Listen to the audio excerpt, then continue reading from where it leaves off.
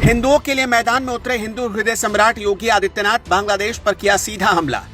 दीपू चंद्रदास की मौत का बदला लेंगे योगी। बांग्लादेश की जिस घटना पर शांत था पूरा विपक्ष, आज बांग्लादेशी हिंदुओं के लिए सदन में दहाड़ योगी तो मोहम्मद यूनुस की उड़ गई नींद। एक बात समझ लीजिए कि योगी आदित्यनाथ ने वाक़े तरेड़ लिए। अब बांग्लादेश की खैर नहीं। जिस तरह से बाबा का बुलडोजर उत्तर प्रदेश में गरजता है, अब उसी तरह बाबा बांग्लादेश के खिलाफ भी एक्शन लेने जा रहे हैं और इसकी शुरुआत सबसे पहले उन अवैध बांग्लादेशी घुसपैठियों के साथ करेंगे जो उत्तर प्रदेश में घुस आए हैं। सारे बांग्लादेशी घुसपैठियों तक योगी आदित्यनाथ ने अल्टीमेटम पहुंचा दिया है।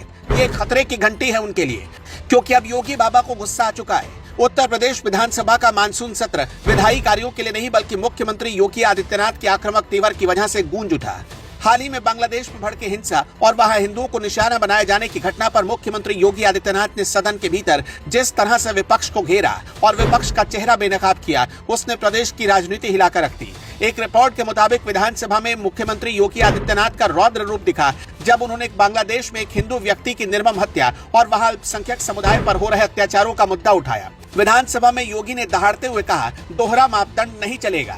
योगी आदित्यनाथ ने विपक्ष को लताड़ दिया, विशेषकर समाजवादी पार्टी और कांग्रेस पर निशाना साधते हुए कहा कि जब दुनिया के अन्य कोने जैसे फिलिस्तीन और गजा में कोई घटना होती है तो यहाँ का विपक्ष सड़कों पर उतर आता है और मानवाधिकारों की दुहाई देने लगता है, लेकिन जब हमारे पड़ोसी देश बांग्लादेश में हिंदुओं के घर जलाए जा रहे हैं, उनकी हत्याएं हो रही हैं, मंदिरों को अपवित्र किया जा रहा, तब इन दलों के नेताओं के मुंह से एक शब्द भी नहीं निकलता। बांग्लादेश की घटना पर विपक्ष की चुप्पी उनके दोहरे चरित्र को उजागर करती है। ये चयनात्मक संवेदनशीलता राजनीति के लिए बहुत खतरनाक है। मुख्यमंत्री योगी आदित्यनाथ के ये शब्द बता रहे थे कि वो अंदर ही अंदर कितने गुस्से में हैं। दीपू चंद्रदास की मौत ने उन्हें अंदर तक झकझोर दिया था। वोट बैंक की राजनीति पर प्रहार करते हुए मुख्यमंत्री ने सीधे तौर पर आरोप लगाया कि विपक्ष केवल अपने वोट बैंक को बचाने के चक्कर में बांग्लादेशी हिंदुओं के नरसंहार पर खामोश बैठा है। उन्होंने आगे कहा कि विपक्ष को डर है कि अगर उन्होंने बांग्लादेश के हिंदुओं के पक्ष में आवाज उठाई तो उनका एक खास वर्ग का मतदाता नाराज हो जाएगा।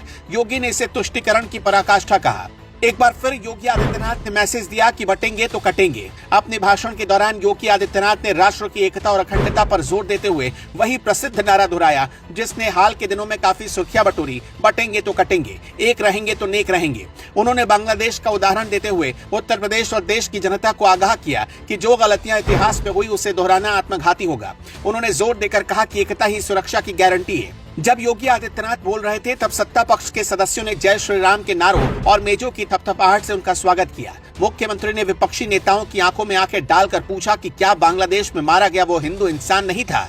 क्या उसके कोई मानवाधिकार नहीं थे?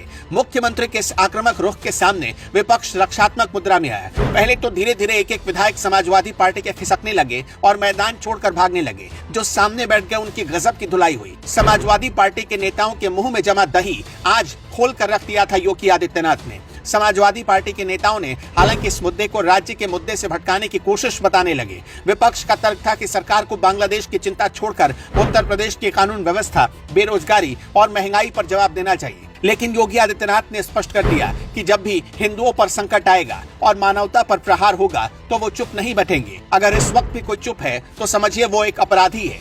मुख्यमंत्री ने आज जो भाषण दिया उसके बाद बीजेपी के सारे विधायक एक साथ जय श्री राम के नारे लगा रहे थे। उन्होंने विपक्ष को ऐसे मोड़ पर लाकर खड़ा कर दिया जहां उसके पास बोलने को कुछ नहीं था।